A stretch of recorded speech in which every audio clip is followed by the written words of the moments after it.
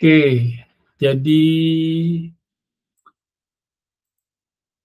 hari ini, saya kasih 2 materi ya. Materi nanti, setelah SPA 3 ini nanti dilanjutkan sama ini ya, menggambar digital itu nanti, inilah yang kalian udah mulai menggambar, kendalanya apa disampaikan ya. Nanti kalau ada pertanyaan terkait AutoCAD juga bisa kita coba ini ya, aplikasikan nih. Oke, selamat siang ya, salam sejahtera untuk kita semua. Assalamualaikum warahmatullahi wabarakatuh. Oke, jadi hari ini, SPA 3-nya sebenarnya, saya kasih materi terkait standar perencanaan dan perancangan bangunan ya, bangunan gedung gitu ya. Yang saya kasih itu terkait sama tugas studio kalian ya. Jadi kalau bangunan 2 lantai, terus itu konsumsi publik atau ini ya, misalnya restoran itu kan, yang mengakses itu kan publik ya, jadi masyarakat segala macam, terus orang, laki-laki, perempuan, anak-anak, disabilitas gitu ya. Jadi berbeda dengan, prinsip perancangan bangunan kalau itu hanya untuk rumah pribadi gitu ya, atau rumah kita sendiri atau rumah klien kita, tapi dia sifatnya pribadi gitu ya. Tapi kalau bangunan yang dirancang, untuk konsumsi publik atau untuk ruang publik itu, prinsip-prinsipnya banyak ya, jadi harus dipertimbangkan nih. Dan selain itu juga ini ya, ada peraturan-peraturan pemerintah daerah ya yang harus kita ini ya, ikuti ya kalau dia konsumsi bangunan publik gitu. Oke, jadi saya ingin menyampaikan terkait ini ya, ketentuan kepadatan dan ketinggian bangunan ya. Kemudian dilanjutkan sama ketentuan jarak bebas bangunan. Kalau jarak bebas bangunan itu udah disampaikan di analisa tapak ya. Yang ikut MK saya di sana ada terkait GSB, GSP, batas persil segala macam ya. Nanti bisa dilihat lagi catatannya atau dipelajari kembali terkait jarak bebas bangunannya. Di sana udah cukup jelas GSB itu apa. Terus lihat di balik papan untuk panduan GSB-nya berapa juga bisa dilihat di peraturan yang kemarin disampaikan ya di MK pemetaan. Di hari ini saya mau kasih tahu terkait ada istilah ini ya, koefisien dasar bangunan, terus ada koefisien lantai bangunan, terus ada ketinggian bangunan gedung, terus koefisien dasar hijau sama ini ya, koefisien tapak basement ya. Nah, jadi ada peraturan setelah jarak bangunan itu ditentukan, misalnya bangunan itu harus mundur 5 meter dari as jalan atau bangunan itu tidak boleh ada konstruksi mulai dari pondasi, kolom, dinding sampai atap dari jarak as bangunan as jalan ke dalam coupling kita itu ada batasnya ya. Kemarin kita sampaikan itu namanya GSB ya. Garis sepadan bangunan gitu ya. Kemudian ada garis sepadan pagar yang menentukan pagar itu tidak boleh ini ya, melewati batas yang telah ditentukan dari pemerintah daerah. Misalnya setiap pagar itu batasnya 1 meter dari batas coupling itu baru pagar ya, jadi nggak boleh maju lagi misalnya gitu. Kemudian jarak antar bangunan juga ada dirumuskan juga kemarin di pemetaannya. Oke, itu diabaikan saja terkait ketentuan jarak bebas bangunannya. Sekarang yang ini dulu ya, yang koefisien dasar bangunannya.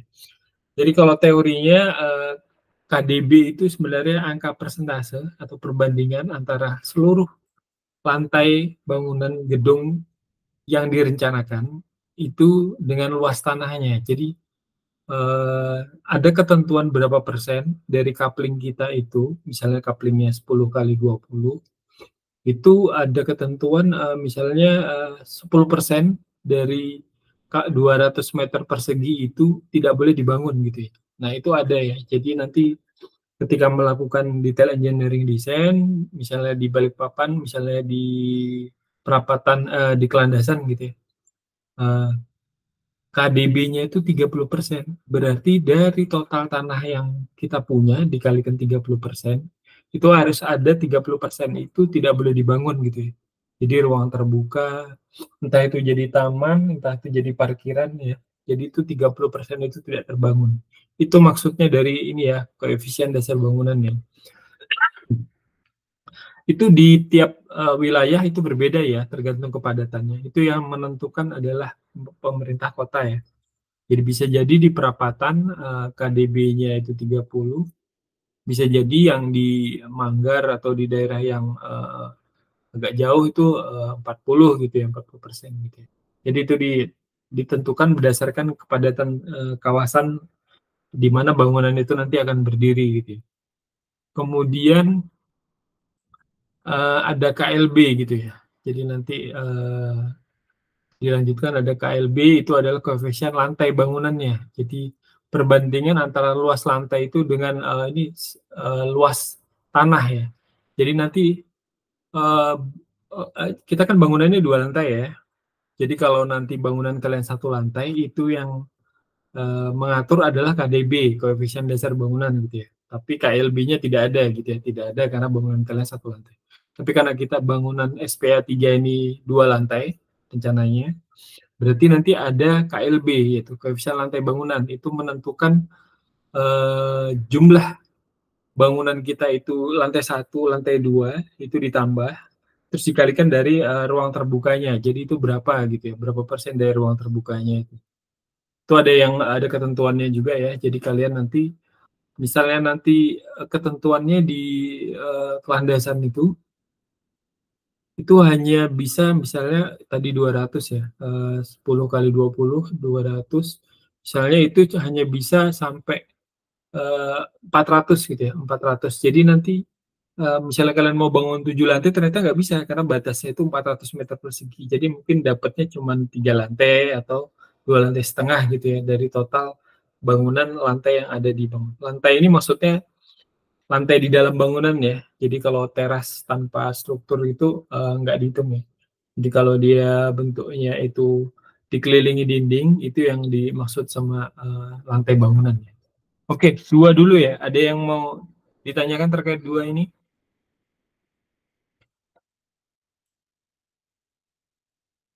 Ada yang mau didiskusikan selain ditanyakan? Jadi ini ya, dipahami ya. Jadi nanti ada istilahnya koefisien dasar bangunan, ada istilahnya koefisien lantai bangunan gitu ya. Jadi nanti total lantainya itu diatur gitu ya. Tidak boleh kita semena-mena membangun lantai bangunannya itu banyak gitu ya.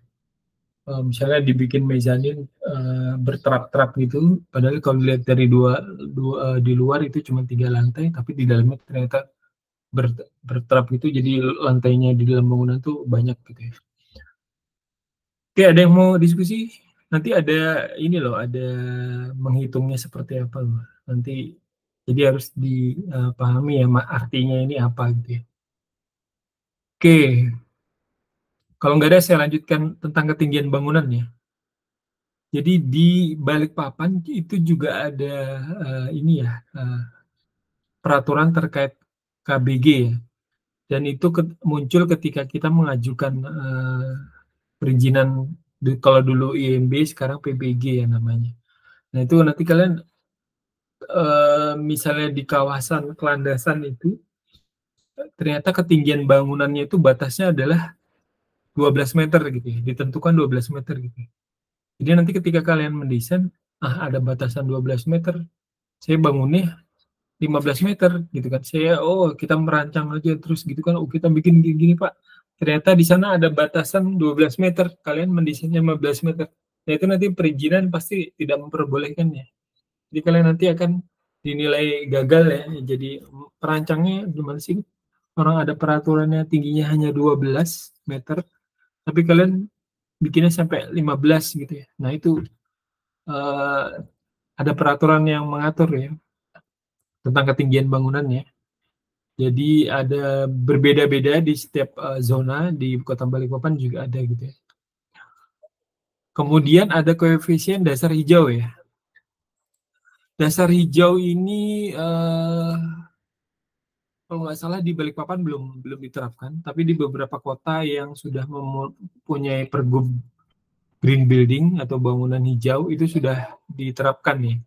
Jadi ada koefisien dasar hijau, jadi berapa persentase kawasan itu harus hijau gitu ya. Misalnya nanti kalian di daerah situ 15% gitu ya, tapi kalian tamannya cuma 5%. Jadi harus ada yang dihijaukan ya. Dijauhkan itu larinya kemana ya? Bisa dengan seperti di ini ya, di atap dak itu dihijaukan semua berapa meter persegi, atau dikonversi kepada dinding vertikal kita. Misalnya dinding kita ini punya space 5x5 gitu ya. Udah nih saya kasih hijau untuk akibat dari konsekuensi dari ini ya, KDH ya, koefisien dasar hijau. Jadi untuk ini sebentar, mana nih kursor saya? Jadi ini nggak ada ya di Balikpapan ya, belum ada. Ini yang sudah ada regulasi. Kemudian terakhir adalah koefisien tapak bangunan ya, basement ya.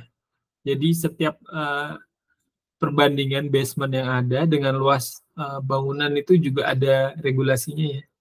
Jadi kalian nggak bisa mendesain atau merancang bangunan, misalnya di situ cuman boleh membangun koefisiennya itu cuman 50% dari tapak gitu ya. Ternyata kalian karena ini ownernya orang kaya, dia mau membangun basement sampai 3 lantai atau 2 lantai ke bawah. Kalau kita nggak tahu regulasi ini, ya kita desain 3 lantai ke bawah, ternyata ketika kliennya mengajukan perizinan ternyata nggak boleh gitu. Nah itu jadi ini ya, respon nggak baik ya untuk arsiteknya, ternyata nggak boleh gitu ya. Itu ya. Tapi kalau di Balikpapan seharusnya ada ya regulasi ini, tapi karena tugas SPA kita hanya bangunan 2 lantai, jadi dan kita tidak membuat basement, jadi tidak perlu di ini. Nanti untuk SPA selanjutnya yang membutuhkan ini ya, kalian mendesain itu membutuhkan parkir basement atau fungsi basement di bawahnya lagi, atau sebagai ruang pribadi tambahan di bawah untuk kliennya, itu nanti ada ini ya, ada koefisien tapak basement ini ya, yang mengikat seberapa luas, seberapa dalam untuk basementnya ya. Oke, ada yang mau diskusi dulu? Setelah ini kita ini ya, saya kasih template-nya ya. Ada yang mau diskusi?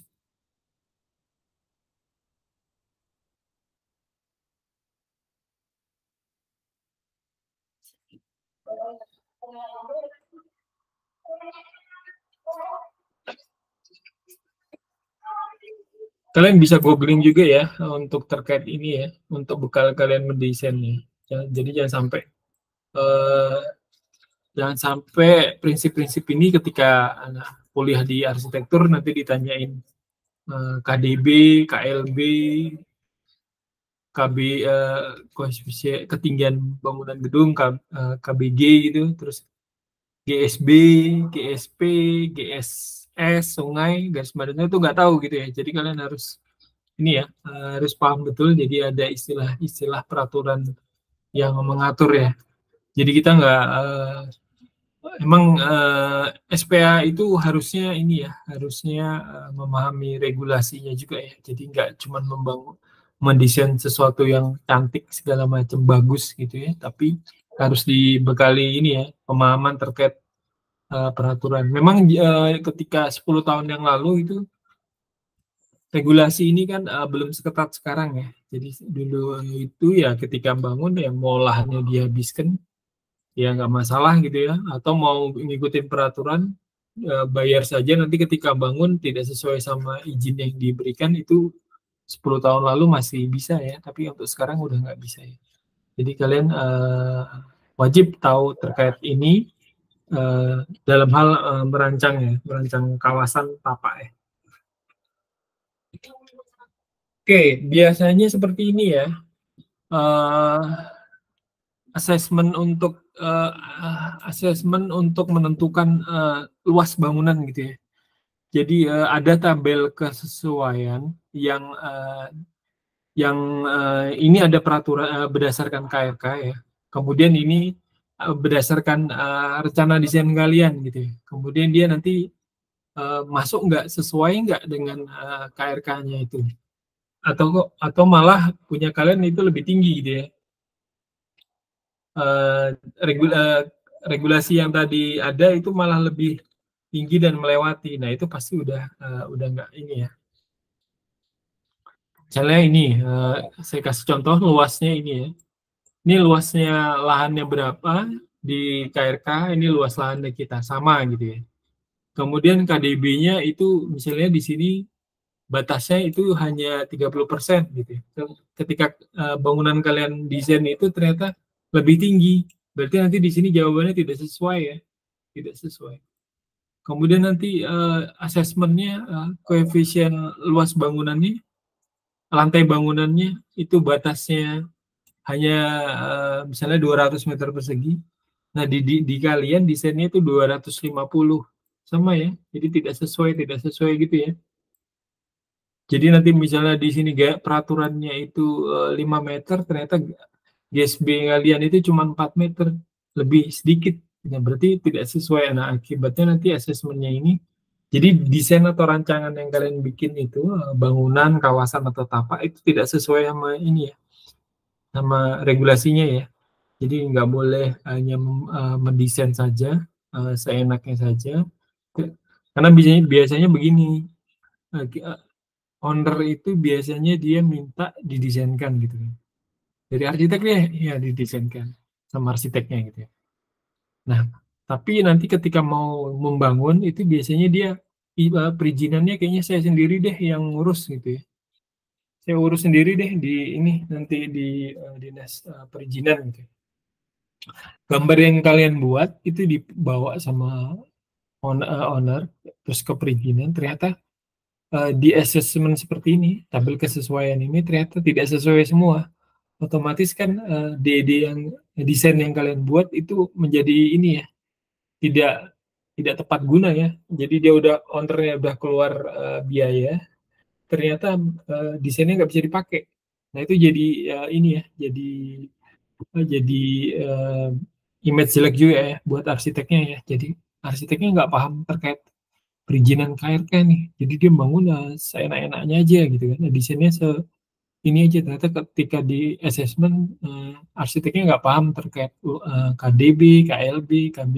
Sama ya. Jadi nanti di MK Studio ini kita mempelajari ini. Nanti ketika mulai asistensi, nanti akan saya assessment juga gitu ya. Jadi bangunan kita ini sudah sesuai apa enggak gitu ya. Nanti kalian paham nggak ya termasuk KLB ini gitu ya. Gimana cara menghitungnya, gimana cara uh, gimana mencari data batas sempadannya di mana gitu ya. Oke, ada yang mau didiskusikan terkait ini?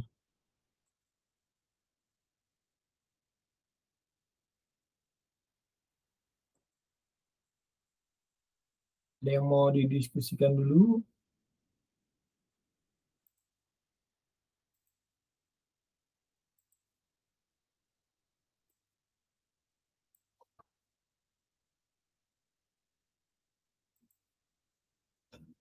Nanti kalian kalau nanya ke orang lebih susah.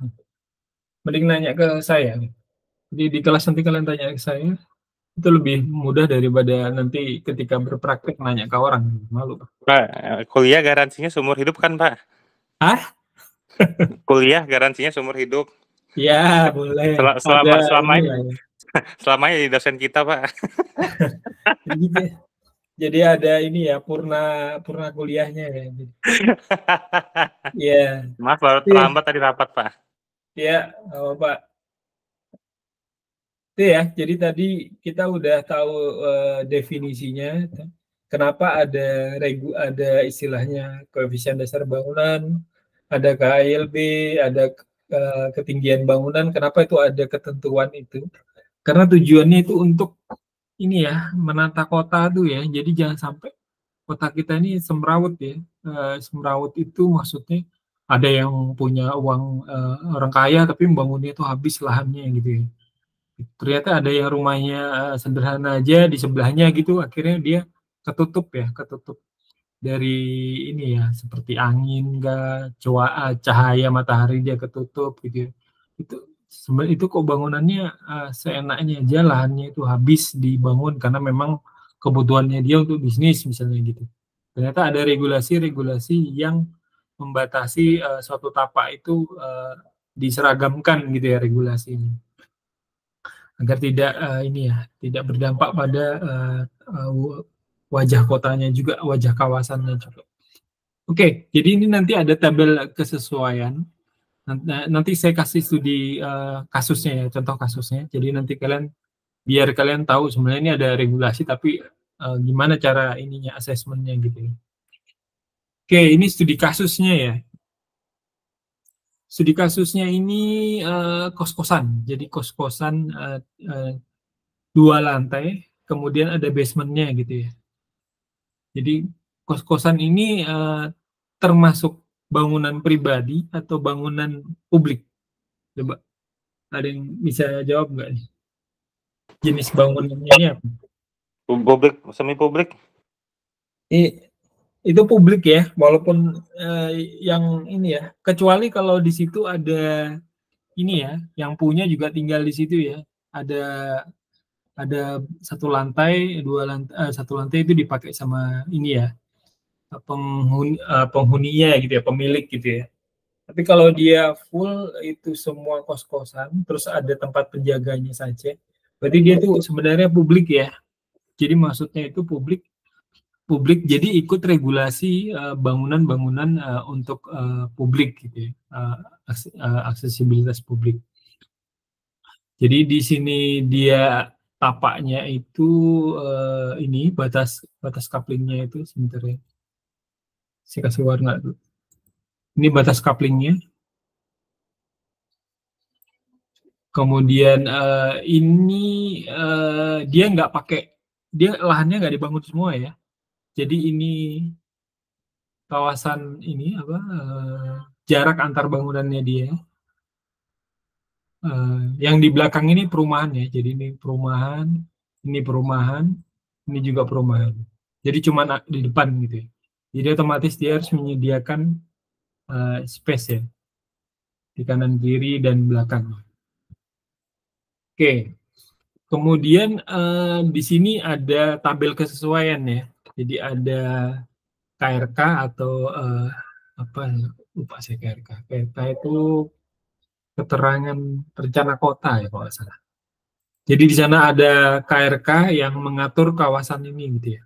Kawasan ini kalau nggak salah di MT Haryono ya, belakangnya PLN ya, PLN Pikitring gitu ya di situ. Nah, ini luas lahannya adalah ini ya, 354 meter persegi. Kemudian yang arsiteknya dikasih lahan segitu, jadi mau dipakai semua gitu ya. Jadi lahannya kita pakai semua ya. Maksudnya semua itu dia nggak pakai separuh gitu ya. Maksudnya ini separuh aja dipakai. Yang ini dibiarkan dijadiin tanah kosong gitu ya. Jadi dia tetap dipakai, total tapaknya itu 354. Kemudian di sana ada koefisien dasar bangunan. Tadi kan kalau dilihat koefisien dasar bangunan itu ini ya, persentase perbandingan antara luas lantai dasar, lantai yang menempel tanah, dengan luas tapak gitu ya, luas coupling gitu ya. Jadi di regulasinya itu adalah 80% gitu ya. Jadi dari 354 itu 80% boleh dipakai gitu ya. Jadi nggak 80% itu maksimal ya, batas maksimal ya. Jadi batasnya itu 80% yang boleh dipakai. 80% yang dari 354 itu berapa? 283 ya. Jadi area yang dipakai sama dia ini 283 gitu. Tapi karena dia ini ada basementnya, jadi tapaknya itu yang dipakai ini. Harusnya ini ditambah sama area yang sebelah kanannya. Jadi kalau dia dibangun seperti ini, harusnya dia di bawah dari 283. Saya ada ininya nggak salah. Oh ya, ini ya. Jadi luas lahan ini dikalikan 80%. Tapi bisa jadi 80% ini berbeda ya di lokasi misalnya yang perapatan misalnya gitu, atau kelandasan itu bisa jadi berbeda ya. Bisa jadi 90 bisa karena lahannya itu komersial atau lahannya itu nilainya tinggi gitu ya. Jadi pertokoan yang istilahnya itu nilai komersialnya tinggi itu biasanya KDB maksimalnya itu tinggi, misalnya 90%. Jadi bisa jadi nanti cuman kayak ruang duduk itu aja hijau yang nggak boleh dipakai gitu. Jadi seperti itu ya. Jadi ada regulasi terkait berapa yang boleh dijadiin bangunan pada tapak itu ya, di lantai 1 ya. Kemudian ini ya, untuk KLB ini ada koefisien juga yang menentukan KLB maksimalnya ya. KLB tadi apa? Koefisien lantai bangunan, oke. Jadi dari lantai ini 283 ini yang boleh dibangun, ini kan lantai dasarnya ya, lantai dasarnya itu 283 yang boleh dibangun. Terus kalau dia koefisien lantai bangunan berarti misalnya di sana 3,2, berarti nanti dari lantai yang 283 itu boleh dibangun ini ya 3 kali lipat gitu ya. Jadi nanti misalnya bangunan ini 3 lantai, ini 3 lantai, dari total lantai atas, bawah dan dasar itu ini ya tidak boleh lebih dari 1132 ya. Jadi dari itu tidak boleh di ini, nggak boleh di istilahnya itu nggak boleh lebih dari 1000 gitu ya.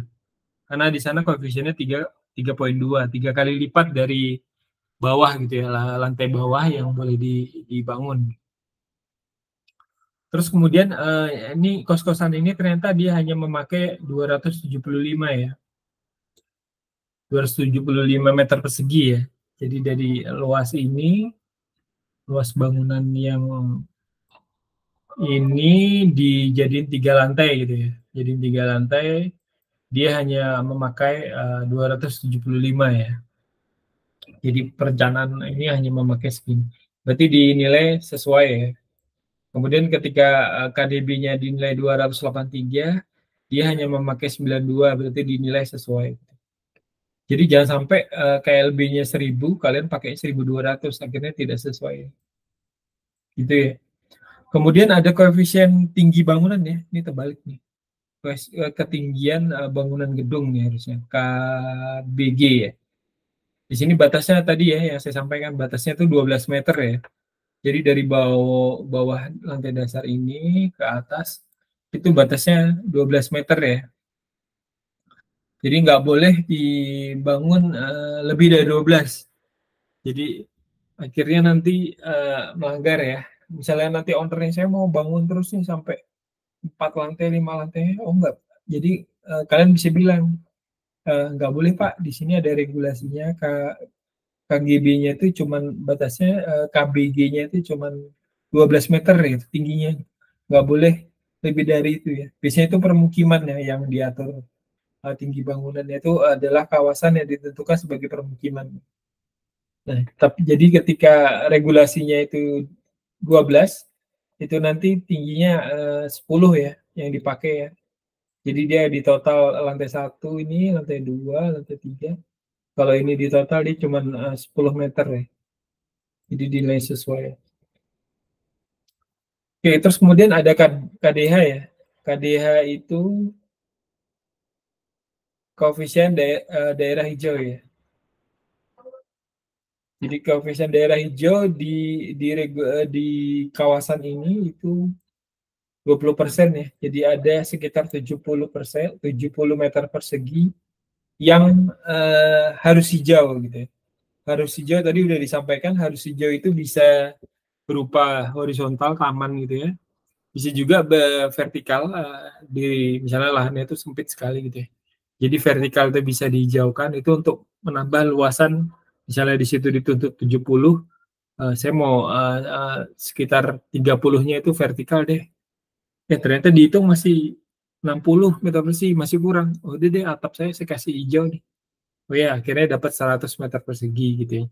Lebih, jadi kesesuaiannya harus lebih ya dari batas minimal koefisien hijau ya. Jadi harus lebih. Oke, itu dulu ada yang mau diskusi dulu sebelum ke GSB.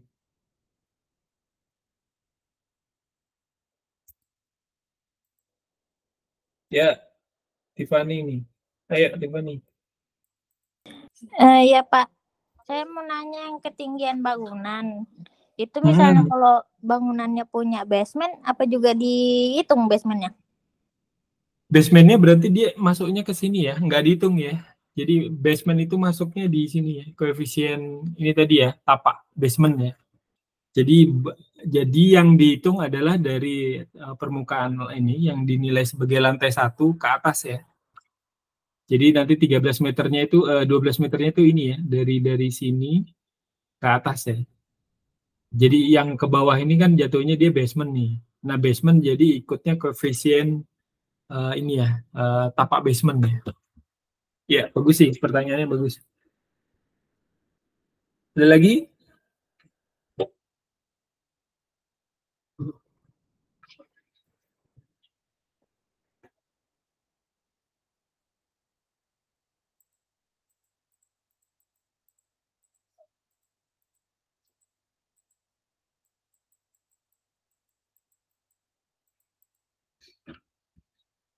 Oke ya, tadi udah ini ya, udah ngerti ya cara ini ya, cara menghitung KDH, KGB, KLB. Ini nanti ada saya kasih contoh ininya sih. Jadi kalian bisa hitung ulang sih seperti itu. Jadi nanti ruko yang kalian desain itu nanti dicek ya. Ceknya mungkin seperti ini aja. Jadi nanti ngikutin speknya ini saja. Nanti saya carikan datanya ya kalau kelandasan itu berapa KDB-nya, KLB-nya, KGB-nya gitu berapa gitu ya. Nanti saya coba tentukan aja. Soalnya dulu data KLB, KDB ini bisa diakses di kalau Balikpapan ada One Map, One Data ya, punya dinas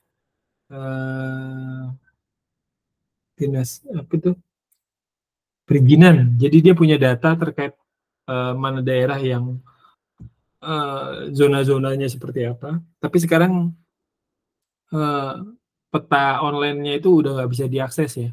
Maksudnya nggak bisa diakses itu menjadi privat ya. Jadi nggak bisa diakses, jadi di privat oleh mereka, mereka saja yang boleh mengakses. Nanti ketika kita mau membangun di lahan ini, kita akan menanyakan dulu ya ke mereka.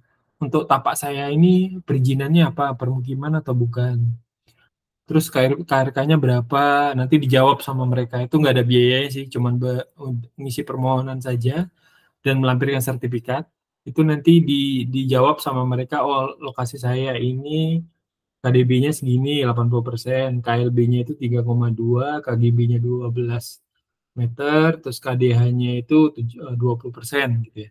Nanti tinggal arsiteknya, itu tinggal arsitek mengolah dari data yang dikasih dari perizinan. Oke. Kemudian ini ya, contohnya GSB bangunan ya. Jadi di komplek ini itu ada GSB sekitar 5,5 gitu ya. 5,5 kita tahu kemarin menghitung GSB itu dari ini ya, dari as jalan ya, bukan dari batas coupling ya. Jadi nanti dari as jalan, ini ada jalannya misalnya. Jalannya ini 6 meter ya.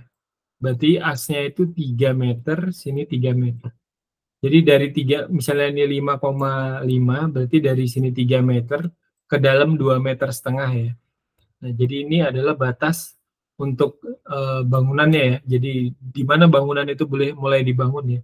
Jadi bisa nanti di sini dikasih kanopi yang ada pondasinya, boleh dikasih teras, boleh. Teras yang ada strukturnya ya, boleh. Jadi bangunan ini dia yang kita rancang itu mundurnya 7,8 ya. Jadi di sini udah 3, ditambahin lagi ini kalau nggak salah 4 ini.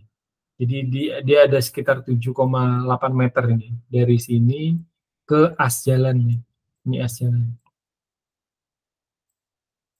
Jadi ada sekitar 7 meter. Jadi semakin mundur semakin jauh dari peraturan 5,5 semakin bagus ya, sesuai gitu ya. Kemudian GSP itu kemarin apa? Pagar ya. GSP itu pagar. Jadi GSP-nya di sini 3 meter ya. 3 meter berarti dari as jalan itu masuk ke dalam itu 3 meter. Jadi di situ letak pagar kita ya. Jadi mau dikasih 4 meter ke sini pagarnya di sini juga boleh gitu ya. Jadi ada ini tidak ada masalah ya karena dia sesuai sama batas coupling kita ya. Biasanya ada regulasi yang ada mau rencana pelebaran jalan gitu ya. Jadi dia GSP-nya itu misalnya 4 gitu ya. Jadi nanti pagarnya itu di dalam couplingnya dia. Nah biasanya itu banyak yang komplain ya masyarakatnya. Ini saya masih ada 1 meter ke depan kok nggak boleh ditutup pagar nih. Ya regulasinya ada perencanaan jalan, perluasan jalan mungkin Pak seperti itu.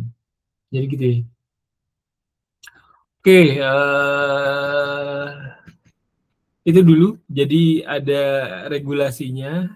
Ini jadi ada persyaratan untuk merancang tapaknya. Terus ada rencana kita gitu ya. Rencana bangunan yang udah kita buat gitu ya. Terus ada kesesuaian. Jadi nanti dinilai oleh ketika mengajukan perizinan itu sesuai apa tidak. Sesuai apa tidak. Kalau tidak sesuai gimana? Ya kalau tidak sesuai ditolak untuk perizinan bangunannya gitu ya. Jadi itu penting ya pemahaman terkait bangunan-bangunan yang berada di kawasan yang sudah memiliki KRK ya, keterangan ini ya, ruang kota ya. Kalau yang misalnya yang di daerah Tritip atau di agak jauh gitu ya dari pusat kota mungkin KRK-nya tidak sedetail ini. Jadi dia bisa fleksibel untuk membangunnya. Tapi kalau udah berada di pusat kota itu pasti regulasinya lengkap gitu ya. Jadi ada batasan untuk arsitek itu merancang gitu ya. Jadi kita tuh nggak bisa merancang, oh mau saya habisin nih couplingnya, oh mau saya bikin tinggi 20 meter nih, ada towernya misalnya gitu ya. Terus tamannya ini mau saya bikin kecil aja di tengah misalnya gitu. Nah itu nggak bisa ya. Jadi ada batasan-batasan untuk arsitek merancang suatu bangunan gitu ya. Oke, untuk SPA 3 ini dulu satu materinya, masih ada satu lagi. Ada yang mau didiskusikan dulu?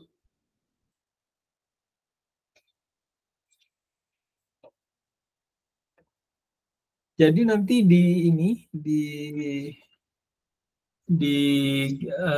kan rencananya nanti kalian di Bureni untuk analisa konsepnya ya. Nanti gambar teknisnya itu di saya. Nanti di gambar awal dari rancangan kalian itu nanti ada tabel ini ya. Tabel kesesuaian ini ya. Jadi nanti di dekat di set plan, di gambar set plan itu nanti ada tabel kesesuaian. Jadi nanti kalian coba luas lahan saya ini berapa sih gitu kan. Terus luas yang saya pakai berapa. Terus KDB-nya ruko kemarin itu berapa, 80%. Terus luas lantai dasar saya berapa gitu ya. Masuk nggak? Itu nanti dicoba diterapkan di ini ya, di SPA 3 untuk di ruko ini. Jadi ini regulasi untuk bangunan 2 lantai. Jadi KIB ini udah ada. Tapi nanti kalau di SPA 4 itu yang bangunan tapak banyak itu nanti regulasinya nambah ya, nggak cuma ini aja, nanti ada lagi tambahan terkait regulasi. Jadi yang saya sampaikan yang sesuai sama tugas SPA kita, SPA 3 ini. Oke, ada yang mau diskusi dulu? Oh ini saya bikinkan slide tapi nggak dipakai. Ada yang mau didiskusikan? Tipani mana Tipani? Ya Pak. Gimana? Bisa kan ngitungnya? Insya Allah bisa. Ya, gitu ya. Jadi misalnya ruko kita tuh ternyata 2 lantai gitu ya. Tapi kan kemarin yang saya kasih materi AutoCAD-nya itu kan ini ya, silakan kalian kembangkan ya. Di situ misalnya saya bikin tinggi antar lantainya itu standar yang digambar itu cuman 3650 ya, 3 meter 65 cm misalnya gitu. Tapi ke hasil analisa kalian dengan Bu Reni, wah bawah ini mau dibikin restoran Bu gitu kan. Berarti lantai plafonnya mau saya tinggikan jadi 4 meter Bu, atau 4 meter setengah, itu nggak apa-apa ya. Nanti tinggal di total aja ketika regulasinya ini, misalnya regulasinya di sana itu 15, karena di ruko bandar tuh ada ruko yang 3 lantai ya. 12 itu pasti lebih ya, lebih dari 12 meter itu ya. Jadi di set plan yang diajukan ruko bandar itu pasti ini ya, lebih dari 12 daerah situ ya. Karena ada ruko, ada hotel segala ya. Ada hotel itu berapa lantai itu? 4 lantai ya. Nah, itu pasti KGB-nya lebih dari 12 meter ya. Jadi kalian bisa pasti pasti lolos aja sih yang kita desain itu. Terus kalau yang KDB-nya, nah ini kalau KDB ini agak rumit ya. Kalau ruko itu ya, ruko itu makanya kemarin saya minta Bu Reni itu tapaknya ditambahin belakang untuk ini ya, untuk taman gitu ya. Jadi biasanya ruko itu kan dia cuman habis di lahannya tuh habis gitu ya. Dibangun ruko semua itu tinggal tinggal selasar aja itu, selasar depan itu aja kan. Nah, itu kalau kita pakai ini regulasi-regulasi ini itu pasti tidak sesuai ya karena lahannya habis. Makanya kalau ruko dalam satu developer, perancangan developer itu biasanya master plan-nya yang dijadiin acuan nih, bukan per rukonya yang di perizinan ini. Oke, saya masih ada satu lagi ini, ada yang mau diskusi dulu apa tidak ada?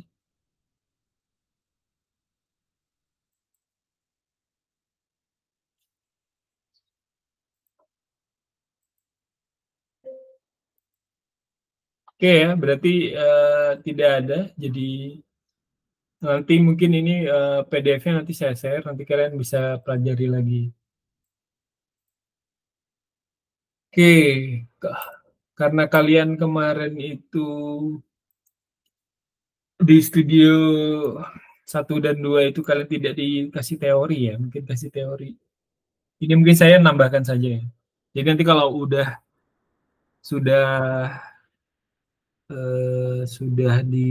pernah disampaikan bisa jadi bahan diskusi di sini, atau kalau belum disampaikan nanti bisa jadi ini ya. Sebentar.